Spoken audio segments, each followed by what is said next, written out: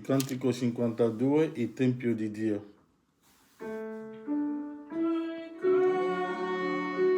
Io vengo a te, o eterno Dio.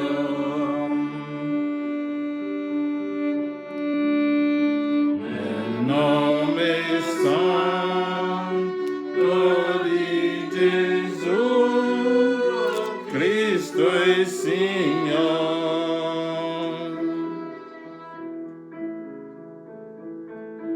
E donare in questo ora soltanto a te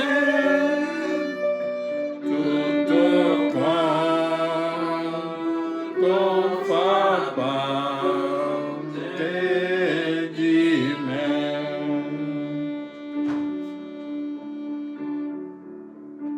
Col sangue del figliolo tuo distruggi tu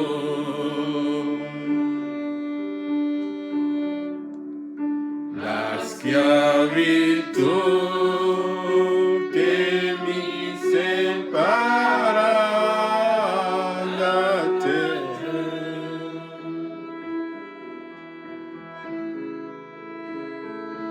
Il peccato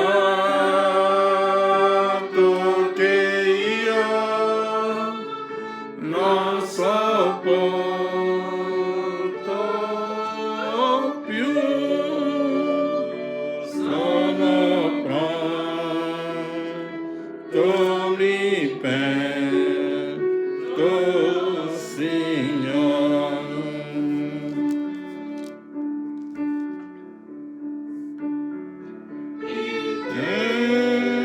Tempio di Dio, io se anch'io senti mi ripieno di te.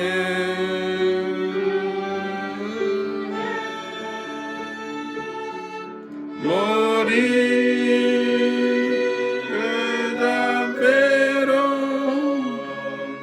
al mondo che lontano mi porta da te.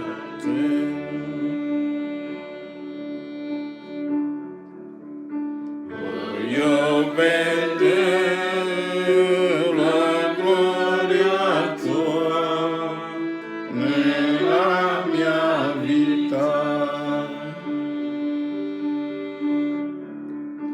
Voglio sentire la tua presenza dentro me.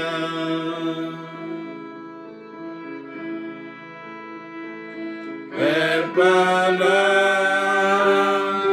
ascoltarti, seguirmi.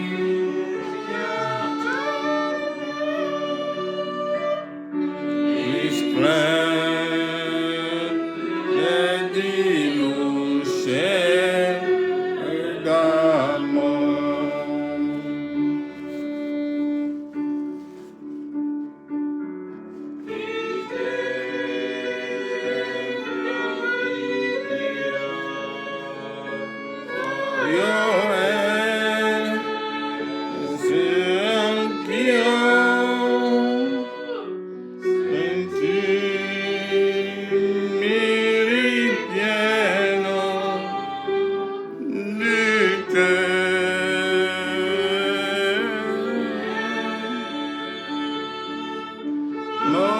Morire davvero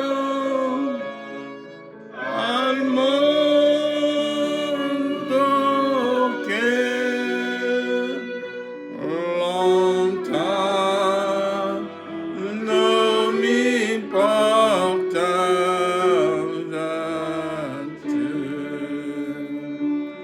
Inchiniamo i nostri capi, lasciando questo culto nelle mani di Gesù Cristo.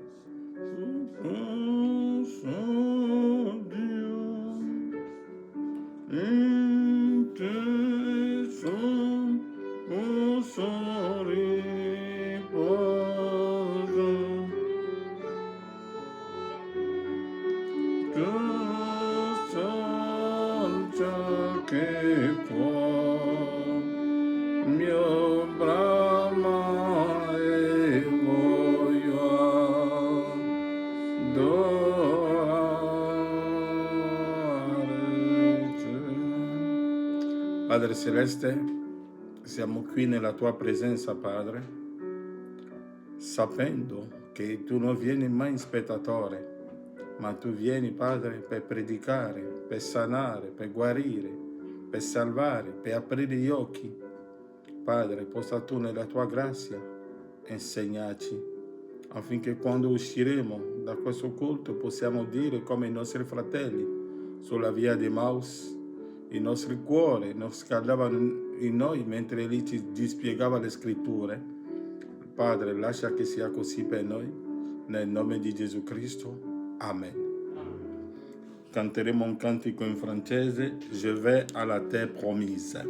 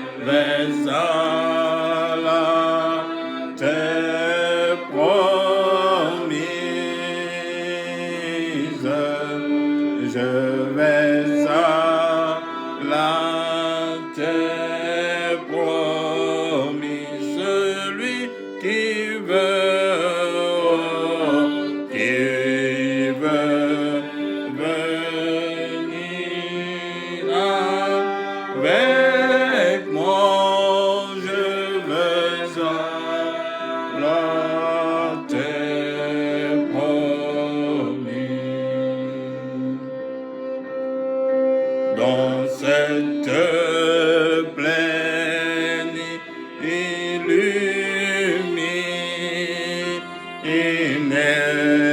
du soleil éternel, là Dieu le Fils régnant jamais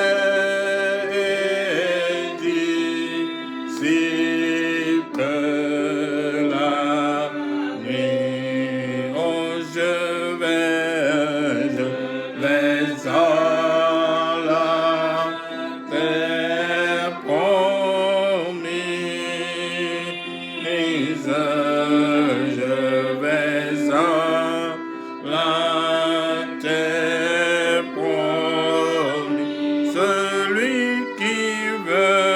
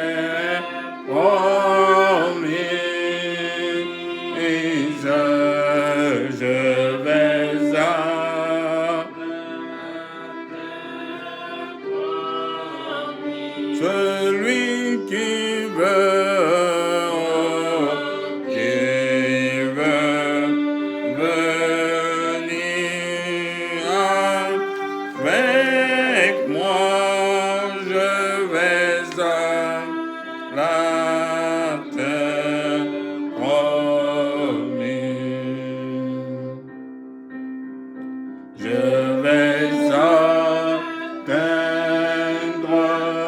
ce bel endroit si t'aimes des bienheureux.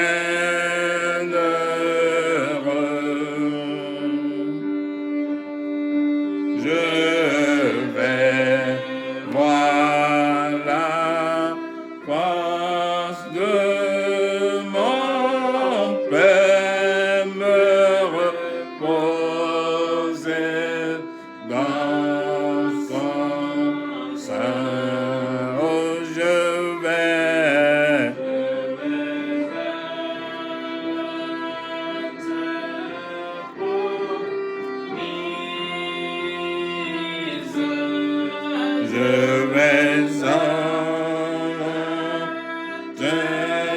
promis, celui qui veut, oh, qui veut venir avec moi, oui, je vais à la terre promise. Prendiamo la Bibbia nel libro di Ecclesiasti. Nel libro di Ecclesiasti capitolo 3, leggeremo dal primo versetto. Ecclesiasti capitolo 3, dal primo versetto leggeremo. Ecclesiasti è subito dopo il libro dei Proverbi.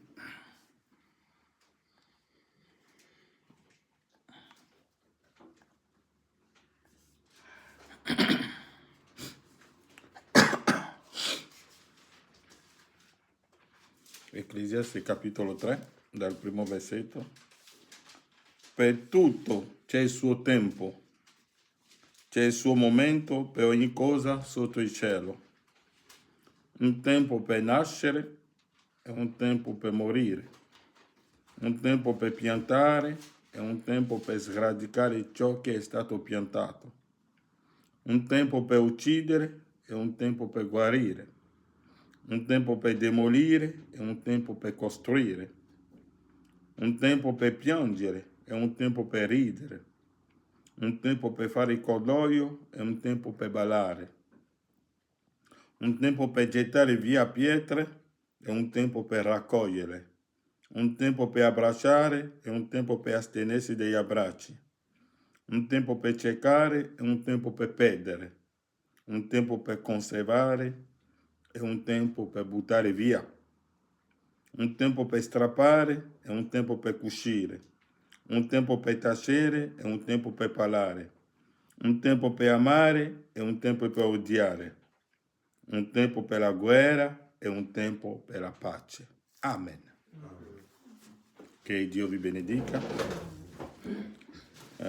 Leggerò iniziando dalla pagina 360 delle 7 epoche, che tutti i fratelli conoscono, per chiunque verrà ad ascoltare questo messaggio.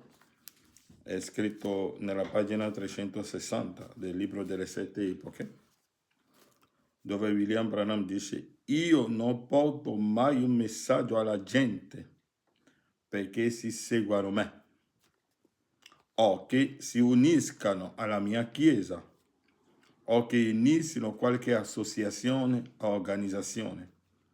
Io non ho mai fatto questo e non voglio farlo neppure ora. Io non ho interesse in queste cose, ma ho interesse nelle cose di Dio e della gente. E se io riesco a realizzare semplicemente una cosa, allora sono soddisfatto. Questa cosa è di vedere instaurata una vera relazione spirituale tra Dio e gli uomini, nella quale gli uomini diventano nuove creature in Cristo, ripieni del suo spirito e vivano secondo la sua parola. In questo momento vorrei invitare, supplicare e ammonire tutti ad ascoltare la sua voce ed a rendere completamente la vostra vita a Lui come anche io credo di cuore che ho dato il mio tutto a Lui. Dio vi benedica e possa il suo ritorno rallegrare il vostro cuore. Allora, stiamo parlando dei due semi e sappiamo che tutto iniziò nel giardino dell'Eden. Nell'opuscolo, leggiamo qualcosa qui, sempre nell'opuscolo, nell'attuale fase del mio ministero, dal paragrafo 27. Dal paragrafo 27, l'attuale fase del mio ministero. Tempo fa, io stavo spiegando qui, stavo guardando un programma televisivo dove immessero un uomo. Seguite bene questa esperienza che Branham ha tirato qui, guardando questo programma televisivo. Tempo fa, lo stavo spiegando qui. Stavo guardando un programma televisivo dove immessero un uomo. Penso 2 miglia o a 1 miglio di profondità nell'oceano e progettavano dei fasci di luce. Mostravano la vita marina, sapete, l'abbiamo visto tutti nei documentari, dove gli uomini vanno sotto il mare e ci fanno vedere tutto quello che succede là sotto. E mostravano la vita marina. Seguite bene, so dove, perché lo sto leggendo. E si avvicinò un pesce, quelle creature dell'aspetto orribile. Quella laggiù è la mezzanotte. L'inchiostro nero, là sotto non si vede niente. È l'inchiostro nero, dunque quelli là che vanno là vanno con una luce per poter vedere in quelle tenebre. Ma quei pesci vivono lì sottofondo. E avevano fosforo sul naso e non avevano occhi. Quei pesci non avevano occhi. Ora, devono cibarsi, ma comunque devono mangiare. Sono pesci che non avevano occhi, ma devono mangiare, devono cibarsi. Qui sembrava, per trovare il loro cibo, che fossero guidati da un altro senso. Per poter mangiare, non avendo occhi, per mangiare sono guidati da un altro senso. Per poter cercare il loro cibo. E che fossero guidati da un altro senso, non la vista, perché non avevano occhi, non potevano usarli laggiù, ma erano guidati da un altro senso con cui potevano entrare in contatto con il loro cibo. E pensai, se potessi avere il controllo di quei pesciolino con la mia vista, quanto più potrei provvedere al suo cibo e guidarlo in luoghi, quanto più grande è la mia vista del radar che lui contatta. Vedete e pensai, se solo potessi guidarlo. William Branham dice, se io potessi prendere i miei occhi e guidarlo con i miei occhi, lui vedrebbe tante altre cose. Perché lui non vede. Ma Branham dice, se io riesco a controllarlo con la mia vista, seguite. Poi mi viene in mente, se solo potessi arrendere me stesso a Dio, quanto maggiori sono la vista e i sensi di Dio, il quale potrebbe guidarci molto più delle cose che vediamo. Perché la fede che Egli ci fornisce è l'evidenza di cose non viste con i nostri occhi. Se noi potessimo prendere l'occhio di Dio, vedremo diversamente le cose. È per questo che Dio ha mandato il suo occhio sulla terra, perché noi sappiamo che l'occhio di Dio, l'occhio è la lampada del corpo, non è così? Sappiamo che l'occhio è il profeta e il corpo è la sposa. L'occhio è la lampada del corpo. Quando l'occhio non funziona, voi non vedete nulla. E abbiamo preso il caso di Salomone e di Samsone, che avendo perso l'occhio è caduto nelle mani dei Filistei. E i Filistei che cosa gli hanno fatto? L'hanno messo in prigione per macinare il grano. L'abbiamo predicato tante volte. Poi Branham dice, se io potevo controllare quel pesciolino con i miei occhi, con la mia vista, lui vedrebbe tante altre cose che gli altri pesciolini non vedono. Lui poteva guidarli, vedrebbe bene il suo cibo per sapere come mangiare, perché lui vive nella profondità delle acque, dove tutto è nero, è come l'inchiostro, come l'Odissea, dove non c'è niente, dove tutto è nudo. La gente pensa di credere in Dio, ma vivono nelle tenebre. Allora Dio ha dovuto mandare il suo occhio per aiutarci a vedere chiaro, altrimenti non vedremo niente. E Branham dice, poi mi viene in mente, se solo potessi arrendere me stesso a Dio, quanto maggiori sono la vista e i sensi di Dio, il quale potrebbe guidarci molto più delle cose che vediamo. Perché la fede che ci fornisce è l'evidenza delle cose non viste con i nostri occhi. Quindi, se quel pesciolino, poiché è pressurizzato, potesse mai venire sulla superficie dell'acqua come altri pesci, se lo portaste su, esso esploderebbe, non più di quanto non possiamo salire più in alto e evitare di esplodere. Siamo pressurizzati per il luogo in cui viviamo. Branham va avanti. Ma ora, se quel pesciolino potesse mai salire qui e essere me, se quel pesciolino che non vede poteva diventare come William Marion Branham, Branham dice, se poteva essere me, vorrebbe mai essere ancora quel pesciolino laggiù in quell'oscurità di mezzanotte? Se quel pesciolino diventasse e avesse gli occhi per vedere le cose belle della vita, vorrebbe ritornare lì sotto? È come il cieco che non vede, ma un giorno riacquista la vista. Vorrebbe ritornare a ridiventare cieco? Branham dice, ma se ora quel pesciolino potesse mai salire qui e essere me, vorrebbe mai ancora quel pesciolino mai essere ancora quel pesciolino laggiù in quell'oscurità della mezzanotte? Dopo che abbiamo gustato la verità, dopo che sono andati sulla terra promessa e hanno visto l'evidenza, vorrebbero ritornare in Egitto? Ma quello che abbiamo notato è che molti di loro hanno voluto dire a Mosè, nominiamo un capo e ritorniamo in Egitto. L'avete letto nella vostra Bibbia. Quando i figli di Israele sono andati sulla terra promessa, hanno visto l'evidenza di quello che Dio aveva detto a Mosè. Hanno visto che il paese è reale. Hanno visto che la nuova Gerusalemme l'abbiamo predicato. Hanno visto che cosa significa l'aria. Lo incontreremo nell'aria. E hanno saputo che l'aria non è lì, ma hanno detto nominiamoci un capo e ritorniamo in Egitto. Quel peccato Dio non l'ha mai perdonato. Questo si chiama dubitare, rigettare, come il bestemmio contro lo Spirito Santo.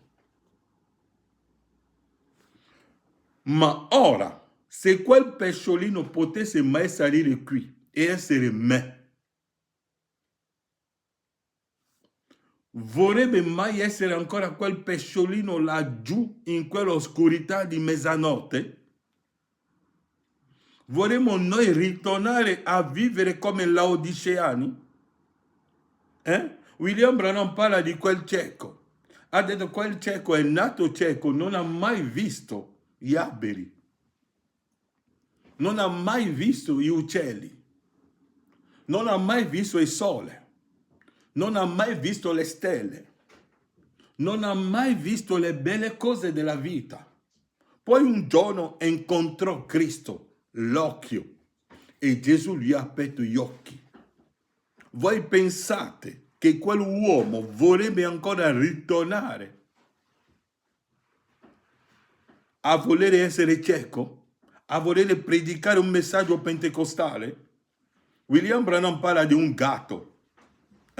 William Branham dice, sono andato a Tulsa, in Oklahoma, e ho avuto una visione di un gatto che accarezzavo nel senso della pelle, così. Finché lo accarezzate nel senso della pelle, tutto va bene. Ma quando andate nel senso contrario, è lì che il gatto comincia a fare perché si arrabbia. Finché dite alle persone lo stesso linguaggio che loro credono, tutto va bene. Branham dice, ma ora, se quel pesciolino potesse mai salire qui e essere me, vorrebbe mai essere ancora quel pesciolino laggiù? In quell'oscurità di mezzanotte? Dopo che abbiamo capito che Laodicea, l'interpretazione laodiceana della parola è falsa, vorremmo noi ritornare a prendere l'interpretazione laodiceana della parola? Dice, non vorrebbe più essere un pesce. Branham dice, non vorrebbe più essere un pesce perché è qualcosa di più elevato di un pesce, è un uomo.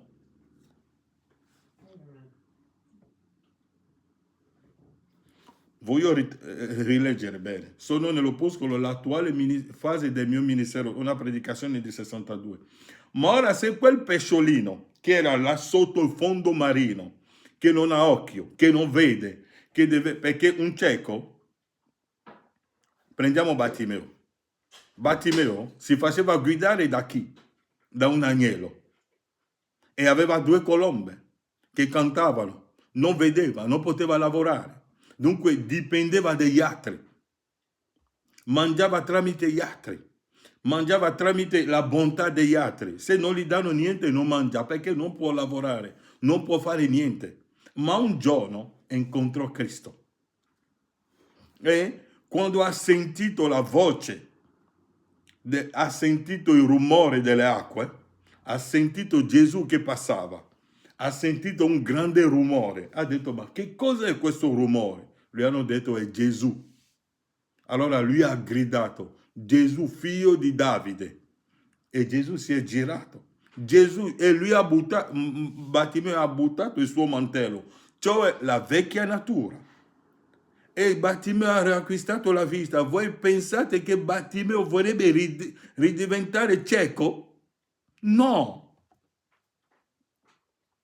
No. Ma il problema oggi è che noi pensiamo che la gente che ha acquistato la vista, che ha visto le bellezze di Cristo, i fratelli ritornano in Egitto. Ha detto nominiamoci un capo, ritorniamo in Egitto, perché in Egitto stavamo bene, potevamo predicare il Vangelo pentecostale, potevamo andare in comunione con i pentecostali. William Branham ha detto noi e pentecostali non siamo la stessa cosa. Ve lo leggerò ora. Ma ora, se quel pesciolino potesse mai salire qui e essere me, vorrebbe mai essere ancora quel pesciolino laggiù in quell'oscurità della mezzanotte?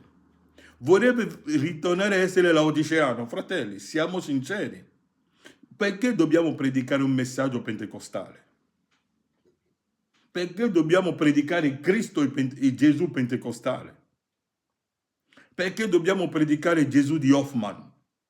Dopo che i sigilli sono aperti.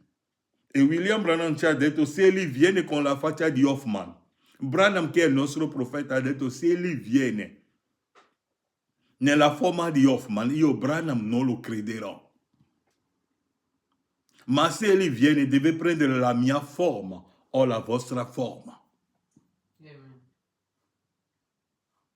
L'ho sempre predicato. Nessuno ha la foto di Gesù di 2000 anni fa.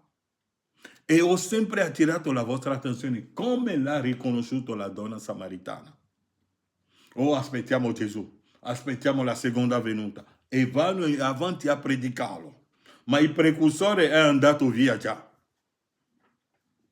Ma ora, se quel pesciolino potesse mai salire qui e essere me, vorrebbe mai essere ancora quel pesciolino laggiù in quell'oscurità della mezzanotte? Non vorrebbe più essere un pesce, perché è qualcosa di più elevato di un pesce, è un uomo. Quando tu diventi un uomo, tu sei all'immagine di Dio, tu vedi come Dio. Non vorrebbe più essere un pesce, perché è qualcosa di più elevato di un pesce, è un uomo. I suoi sensi sono più elevati, la sua comprensione è più elevata, la sua intelligenza è suprema. Ora noi abbiamo un'intelligenza suprema, vediamo come Dio, sappiamo che quando si dice che scendere, Dio scende, sappiamo che non è così. Non è il movimento d'alto in basso. Abbiamo tutta l'interpretazione. Ora perché dobbiamo usare di nuovo il linguaggio pentecostale? Perché gli ai dell'Egitto attirano. La gente non vuole fare un po' di sforzo perché vogliono l'affare di gruppo. Branham dice, mi piace questo, lo rileggo correttamente. Ma ora, se quel pesciolino potesse mai salire qui e essere me, vorrebbe mai essere ancora quel pesciolino laggiù in quell'oscurità della mezzanotte? Non vorrebbe più essere un pesce. Andate a chiedere a Bartimeo di ritornare a essere cieco. Non dite più a me di andare a usare il linguaggio pentecostale. Branham dice che quando io adoro Gesù non adoro un giudeo. No. Quando adoro Dio non adoro un Dio immaginario che è là sopra, no. Adoro Cristo in me. Quando prego non penso che c'è un Dio da qualche parte. Quando parlo del trono bianco non immagino un trono là da qualche parte. No. Credo che il trono bianco sono io. E che sono qui per portare giudizio. Sono un giudice. L'uomo ha i capelli bianchi, ha la parrucca bianca. Perché c'è un tempo per ogni cosa. C'è un tempo per la grazia e un tempo anche per il giudizio. C'è un tempo per amare e c'è un tempo per dire basta. Ah, Dio è buono. William Branham dice, ho talmente sentito parlare di Dio è buono che mi fa vomitare. La bontà di Dio si trova nella sua giustizia. Dio è buono, Dio è buono. No, Branham dice non è così. La bontà di Dio è nella sua giustizia, è nella sua parola. Finché voi siete in accordo con la sua parola, la sua bontà vi guida. Ma ora, se quel pesciolino potesse mai salire qui e essere me, mi dice, mio fratello Frank, perché lo stai leggendo così? Voglio che entra. Perché oggi abbiamo tanti fratelli che sono dei cani, che ritornano al loro vomito.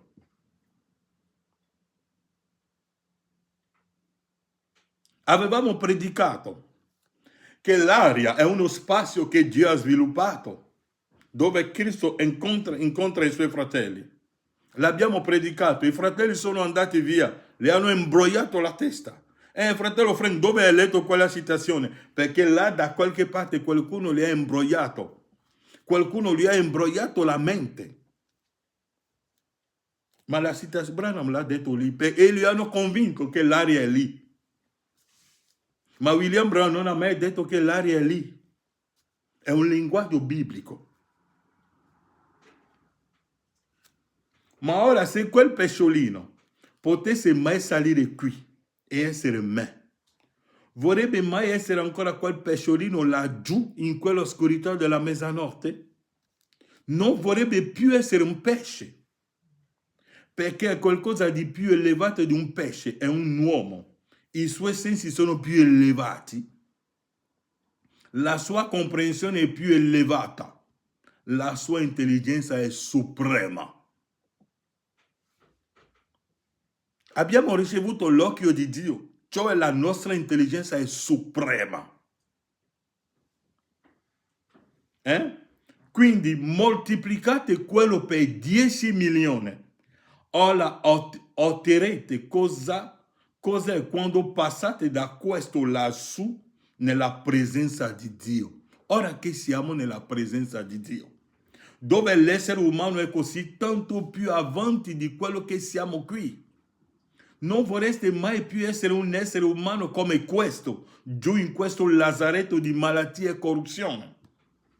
Ciò è stato a motivo di questo nel mio cuore, che ho cercato in questi 30 anni di predicare il Vangelo in tutto il mondo per dire alle persone che c'è un cielo da guadagnare e un inferno da evitare. Ma oggi i fratelli amano l'inferno.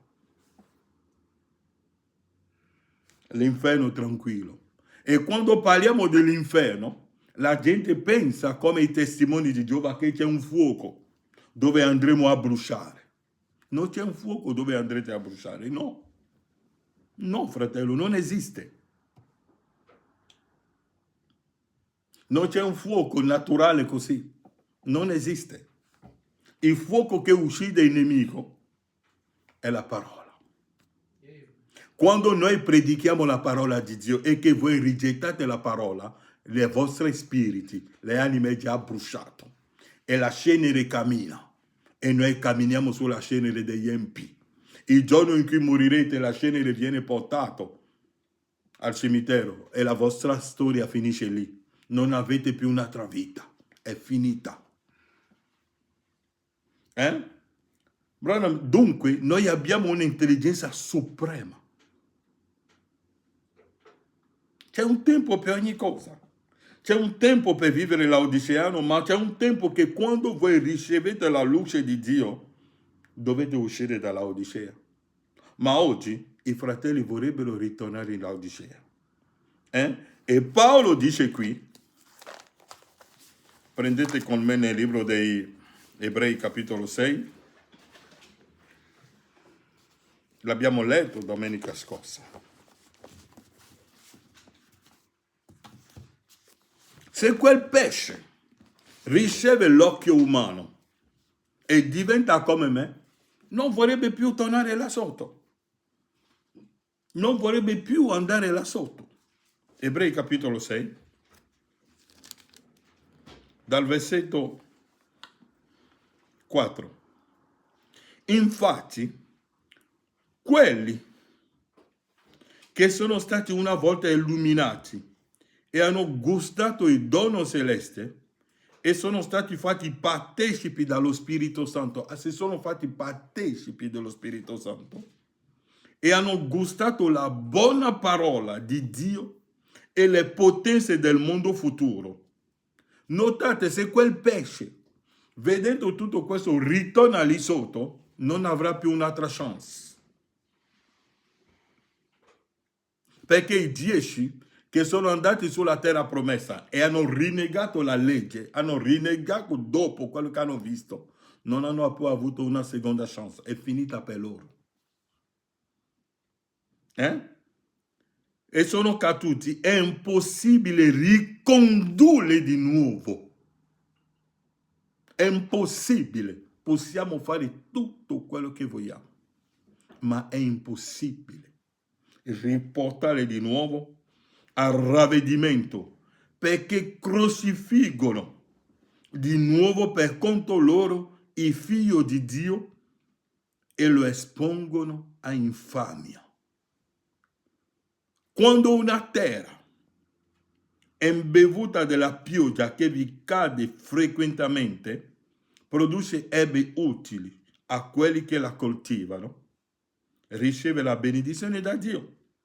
Ma se produce spine e rovi, è riprovata e prossima a essere maledetta, e la sua fine sarà di essere bruciata.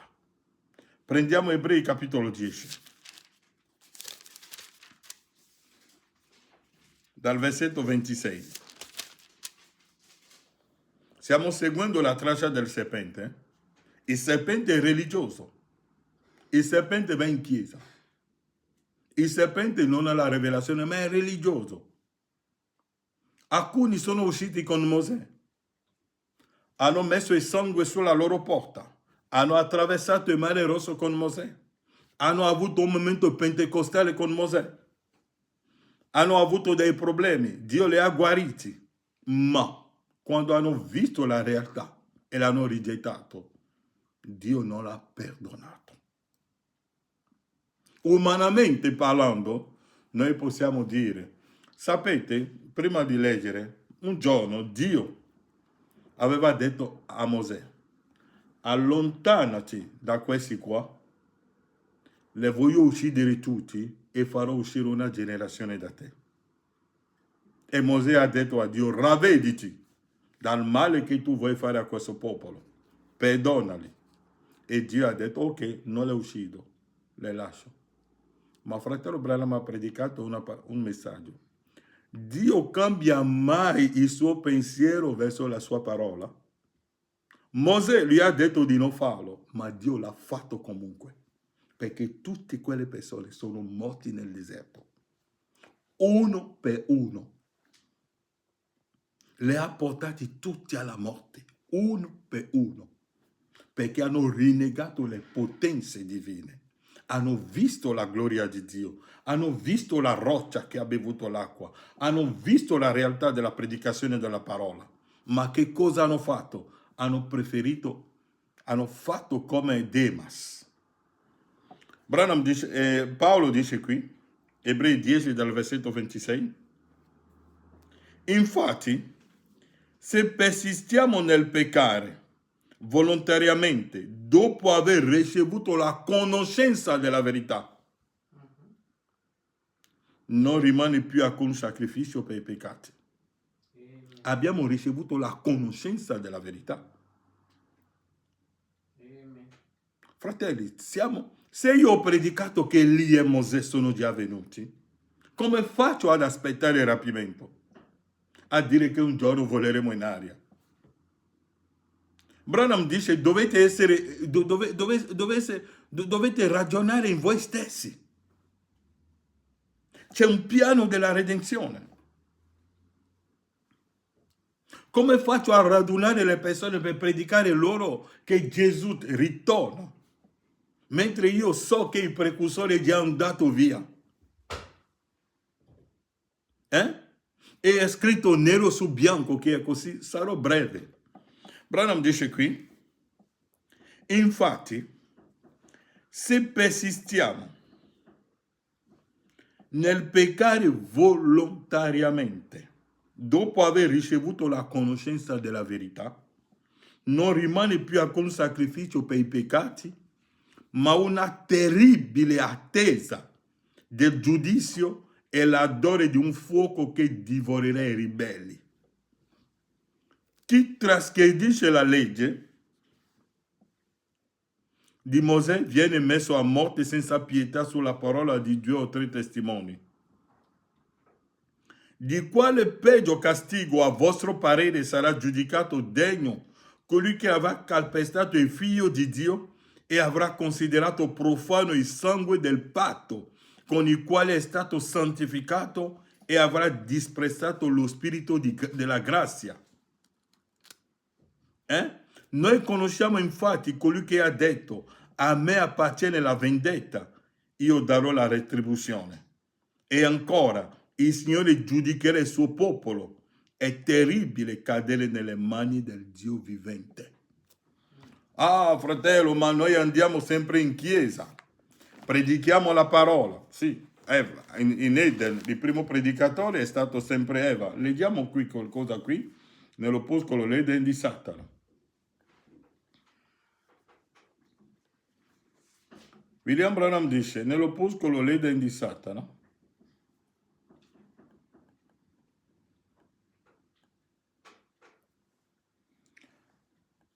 Branham dice qui,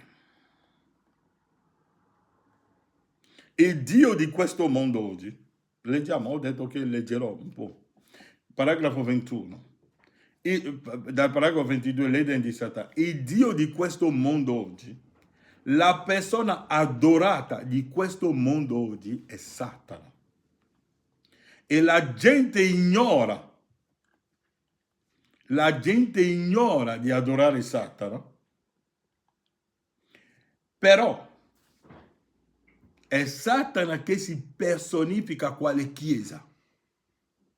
Vedete quale chiesa adorano Satana pensando che adorano Dio mediante la Chiesa.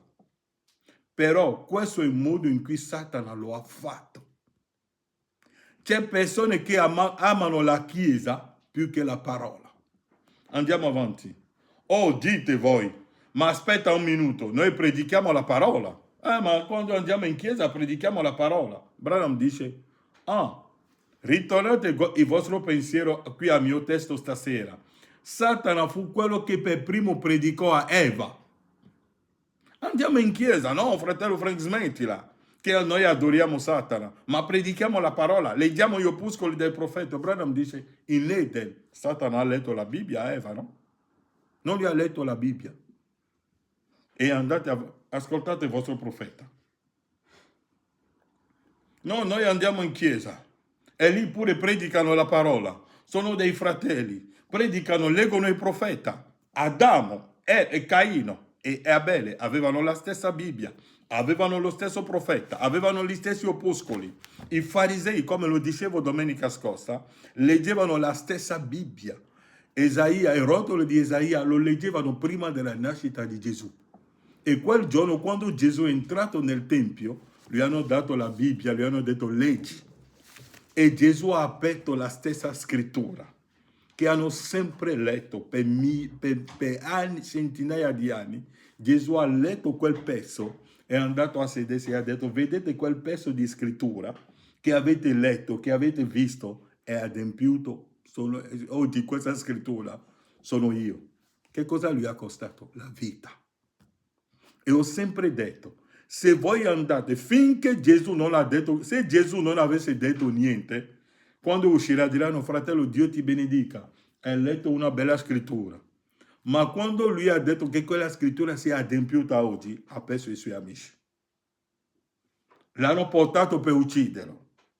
E come lo dicevo l'altra volta, se voi andate oggi in una chiesa pentecostale o una chiesa battista, come i fratelli fanno oggi, pensando che è bello, Branham dice non siamo gli stessi, ma vanno lì.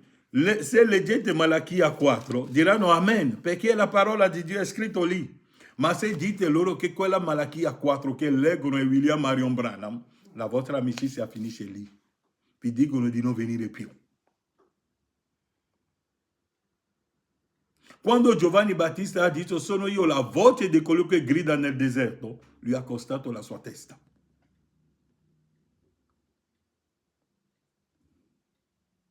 È così.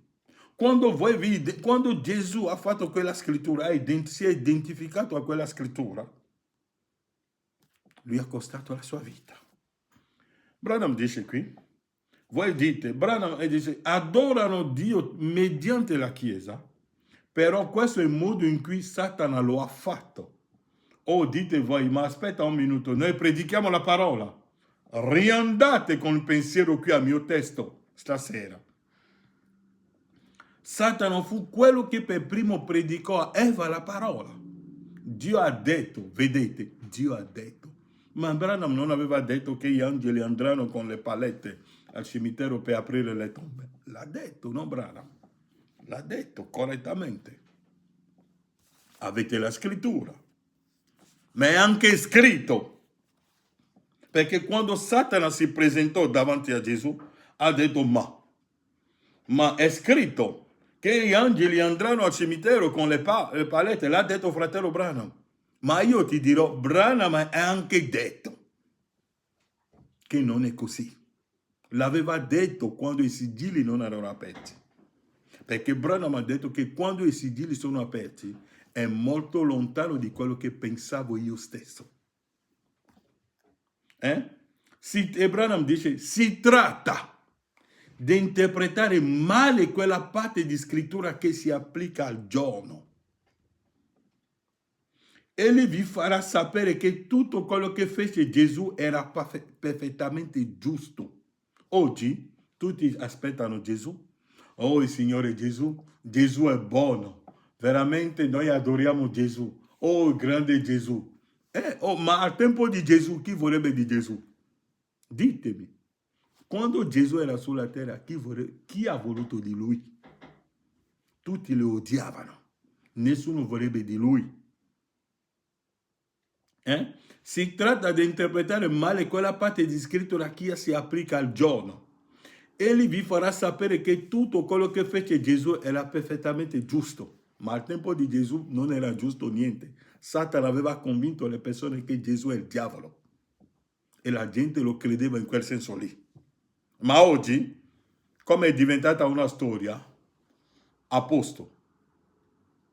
Ma quando noi diciamo oggi, Gesù Cristo è lo stesso ieri, oggi e in eterno, i fratelli dicono, amen, gloria a Dio, alleluia. Ma quando spingiamo ancora un po' di più e diciamo, no, aspettate però fratello, non acclamate subito. No, ora voglio portare qualcosa. Egli è lo stesso ieri, oggi e in eterno, tranne il corpo fisico. Allora viene scandalo. Branham dice, se vedete un predicatore che viene e che vi dice che Gesù Cristo è lo stesso ieri, oggi e in eterno, con il corpo fisico, è un seminatore di discrepanza. Ve lo leggo qui e poi ritorno qui. Vediamo un po', tranne il corpo fisico.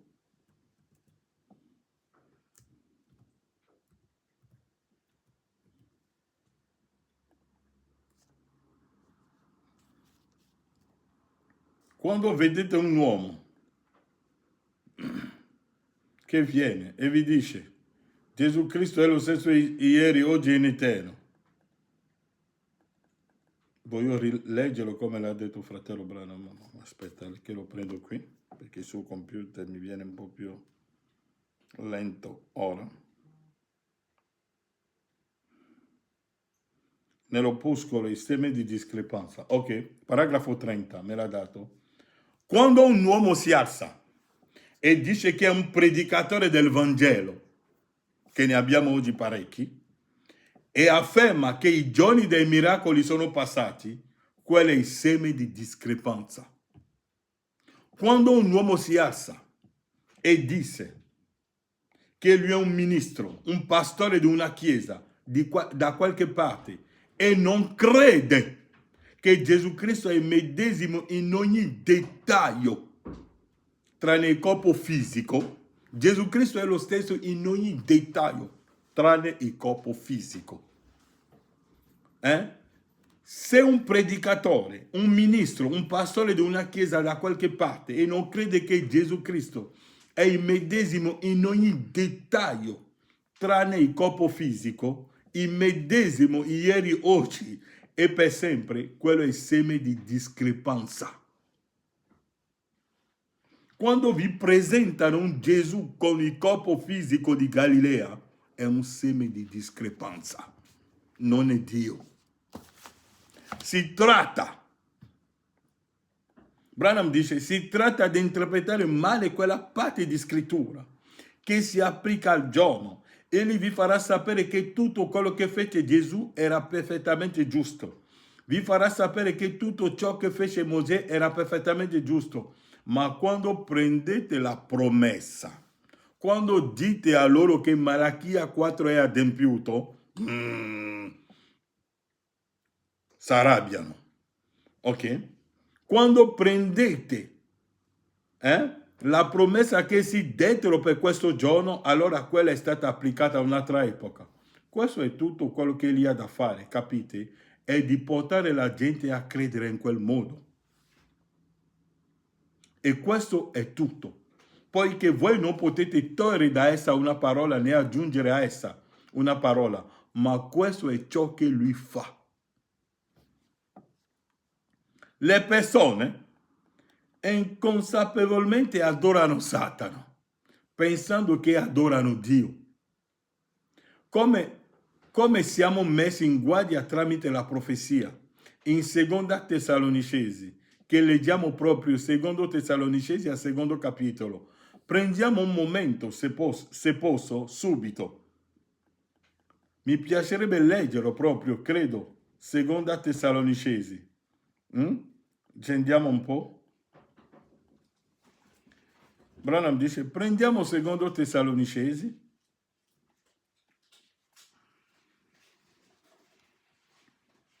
e leggiamolo un po'.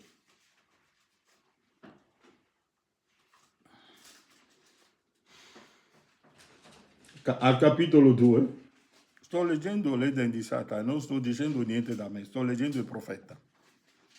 Perché Satana ha iniziato la sua curva dall'Eden. È la traccia del serpente. Quando il serpente passa sulla polvere, sulla sabbia, lo vediamo. Quando passa nell'acqua, l'acqua si muove. Ma quando sali sulla roccia, come fai a saperlo? E ci vuole l'occhio dell'aquila. Secondo Tessalonicesi, al capitolo 2.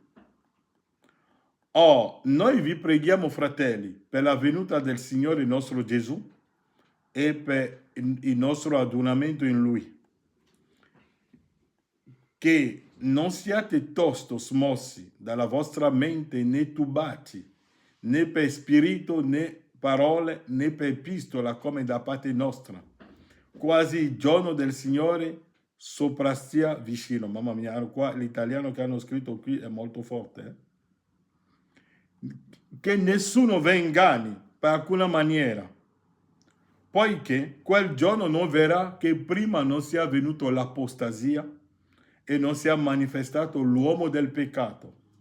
Osservate quello che è lì ora, manifestato l'uomo del peccato, il figlio della perdizione, quello era Giuda, vedete, che si oppone e si esalta sopra chiunque è chiamato Dio o divinità, tal che egli siede nel tempio di Dio come Dio, mostrando se stesso e dicendo che egli è Dio. Paragrafo 27. Quella falsità della Chiesa di oggi, vedete, il figlio di perdizione, il diavolo, il figlio di perdizione, il diavolo. Dunque le persone adorando Satana in questo giorno pensano che adorano Dio, ma se adorano Lui attraverso un credo, denominazione e credi fatti dall'uomo che ha trascinato le persone proprio fino alla più grande seduzione che il mondo abbia mai conosciuto. Non importa quanto la parola di Dio abbia promesso per questo giorno, quanto sia predicata e confermata, eppure non la vogliono credere. Non la vogliono credere. Perché dunque? Ci chiediamo perché. Perché non lo fanno? Perché non vogliono crederla? Quando Dio disse che avrebbe fatto una certa cosa ed egli la fa, eppure essi voltano le spalle da ciò e se ne allontanano, proprio come Eva, che sapeva che ciò che Dio aveva detto Dio lo avrebbe fatto, ma ella voltò le spalle a ciò per dare ascolto a ciò che lui aveva da dire. La gente preferisce ascoltare il Vangelo di Satana invece di ascoltare il Vangelo rivelato. E questo è il problema oggi. Vogliamo ritornare come quel pesce? Vogliamo ritornare nel fango? Vogliamo ritornare a prendere l'interpretazione dell'Egitto? Mentre Mosè le ha tirati fuori dall'Egitto e seguivano la colonna di fuoco? Nell'opuscolo, che lì poi mi fermo, che lo prendo qui e vi leggo qualcosa qui, lo racconto, poi mi fermo. Quando William Branham stava predicando il messaggio, Signore, questa è l'ora, ha raccontato i sogni, ho detto che sarò molto breve oggi, ha raccontato i sogni di tanti fratelli, e ha raccontato anche il sogno di Junior Jackson. E Junior Jackson, raccontando il suo sogno, ha detto che ha visto il fratello Branham, che c'era una piramide davanti a lui e sulle pietre ci sono delle scritture, delle cose che hanno scritto. L'acqua ha scritto delle cose sulle pietre e Branham si è messo là e ha interpretato la scrittura che sta scritto sulle pietre. Poi ha preso un palanchino e ha aperto la testa, ha tolto la vetta della piramide, la pietra della vetta, e c'era una pietra bianca, dove non c'è niente di scritto.